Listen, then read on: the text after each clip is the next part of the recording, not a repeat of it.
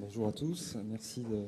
Je remercie le laboratoire Genzyme de me permettre de présenter cette observation. Comme vous vous en doutez, c'est une histoire de maladie de pompe, donc le diagnostic est assez facile.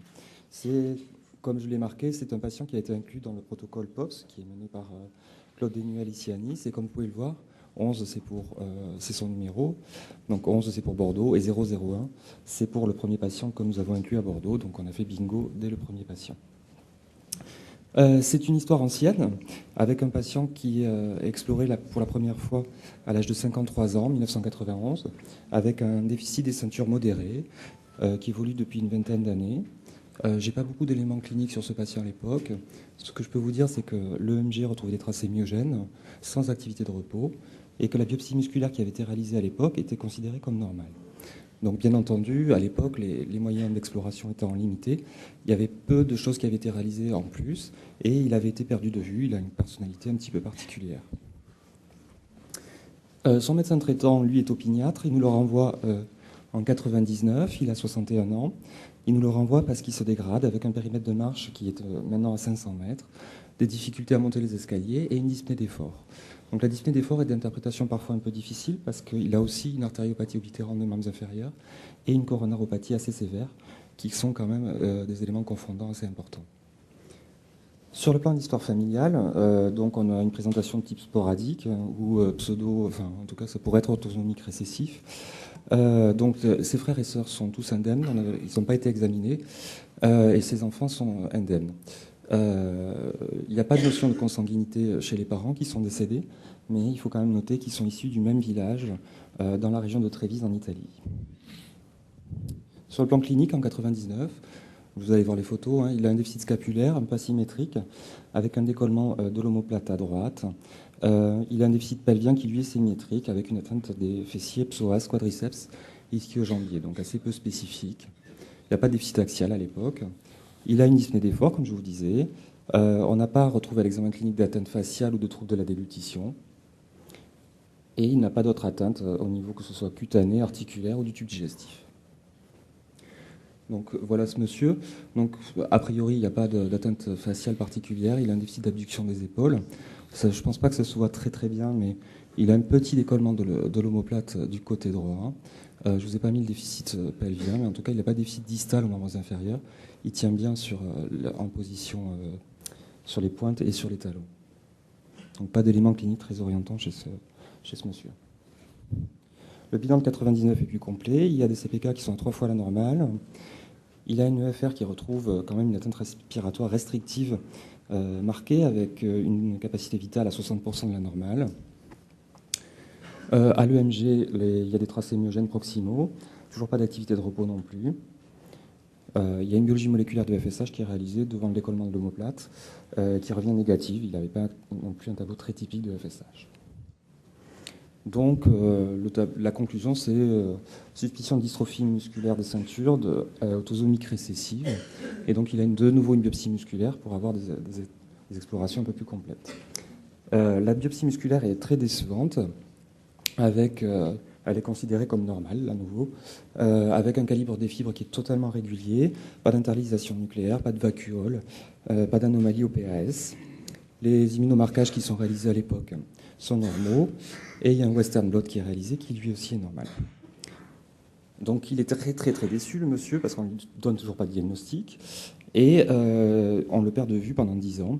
Il est suivi à proximité de son domicile puisqu'il habite à 100 ou 150 km de Bordeaux. Son médecin traitant est toujours aussi opiniâtre et il nous le renvoie en 2009, 10 ans plus tard, pour une aggravation progressive avec un périmètre de marche qui, comme je vous l'ai dit, est passé de 500 à 50 mètres. Il fait une chute par mois avec impossibilité de se relever sans aide. Et le déficit de la ceinture scapulaire commence à devenir important puisqu'il a des difficultés pour se peigner ou pour se laver les cheveux. Selon lui, sa dyspnée est stable. À l'examen clinique, il n'a pas voulu être photographié, là, donc je ne vous le remontre pas. Il a une amyotrophie des cuisses qui est très marquée. Il a un déficit moteur proximal des membres inférieurs avec une marge dandinante, un relevé myopathique. Il a un déficit scapulaire et du biceps au membre supérieur, avec une abduction active d'épaule qui est limitée à 80 degrés, qui est nettement plus symétrique que 10 ans auparavant. Il n'y a pas de déficit distal, et il n'y a toujours pas d'atteinte faciale ou de trouble de la déglutition. Donc il a un nouveau bilan, les CK sont à 3 fois la normale. Le FR s'est aggravé, hein, la capacité vitale est passée à 48% de la normale, et il y a une hypercapnie qui commence à apparaître. Il a une échographie cardiaque qui est normale. Sur le scanner musculaire qui est réalisé en 2009, on voit au niveau scapulaire l'atteinte différentielle entre la droite et la gauche. Vous voyez que c'est un petit peu asymétrique. Au niveau pelvien, vous voyez l'atteinte des muscles fessiers. Et au niveau de la cuisse, il y a une atteinte plus sélective qui touche plutôt la loge postérieure de cuisse et probablement le droit antérieur. Donc, nous, en tout cas, ce scanner musculaire ne nous avait pas orienté énormément. Et donc, on lui refait une biopsie musculaire, donc la troisième, hein, première deltoïde, deuxième quadriceps, et là, c'est le deltoïde contralatéral. Donc, cette fois-ci, il y a une atteinte myogène qui est considérée par les anatomopathologistes comme modérée. Les photos n'arrivaient pas à passer, donc je suis désolé, je ne les ai pas. Avec une irrégularité de calibre des fibres, des noyaux internalisés. L'anatomopathologiste disait que la biopsie était très artefactée, donc elle était un peu gênée pour certaines interprétations, mais elle note la présence d'une unique fibre vacuolisée, dont elle ne retient pas le caractère pathologique, car elle était isolée. Donc en résumé, on a un tableau de déficit lentement progressif des ceintures, avec une atteinte respiratoire restrictive d'étiologie inconnue. Si on reprend notre série à Bordeaux et avec le travail qu'on a fait avec l'équipe de Marseille, dans les dystrophies des ceintures non étiquetées, on retrouve une dystrophie des ceintures non étiquetées dans 47% des cas, donc on fait diagnostic dans 53% des cas. Donc c'est un patient qui a été inclus dans le protocole POPS, qui est un protocole qui consiste à l'étude de l'activité de la maltase acide sur papier buvard pour en estimer la prévalence dans cette population de patients présentant un déficit des ceintures d'origine non déterminée. Donc voilà, je vous ai mis la photo du papier buvard, donc c'est un test extrêmement simple à faire. Et donc voilà, c'était donc notre patient 01 dans l'inclusion.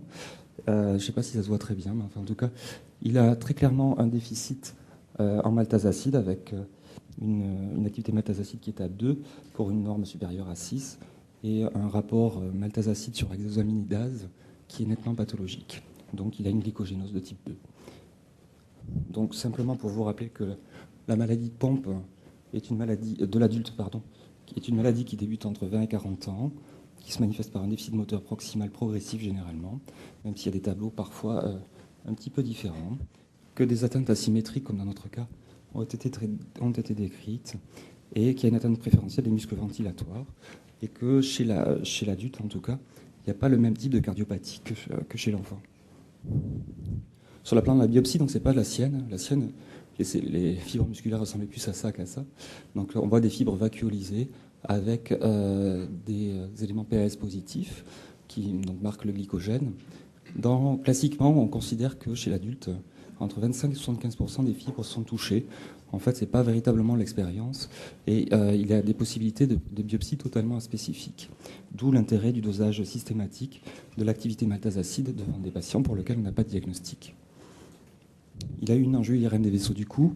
Donc là, c'est sa carotide gauche. Si vous suivez sa carotide, ici, vous voyez qu'il y a une anomalie de la paroi de la carotide qui a été interprétée par nos confrères neuroradiologues et neurovasculaires comme une séquelle de dissection. Donc, il a été mis sous myosime. On va regarder que la courbe bleue. Donc, le dernier chiffre avec l'évaluation à 1 an date de ce matin. Il a eu son EFR ce matin-là. Donc, si vous regardez avant l'instauration du traitement, donc, il avait une capacité vitale un peu inférieure à 50%. Et malheureusement, malgré l'instauration du traitement, sa capacité vitale continue à se dégrader. La PO2 s'était améliorée initialement, mais il a été mis sous VNI au même moment. Chez ce patient, toutefois, le traitement n'a pas été complet. En effet, il y avait une excellente tolérance immédiate des cures, mais en juin dernier, il a fait un infarctus. Donc c'est un patient qui avait une neuropathie qui était déjà connue. Ça nous a conduit à arrêter le traitement pendant 3 mois. Et celui-ci a été repris depuis 2 mois sans problème particulier. Donc là, comme je vous disais, il est en train d'être réévalué. Donc ce matin, son EFR s'était un peu dégradé. Son périmètre de marche est par contre stable à 50 mètres. Je vous remercie de votre attention.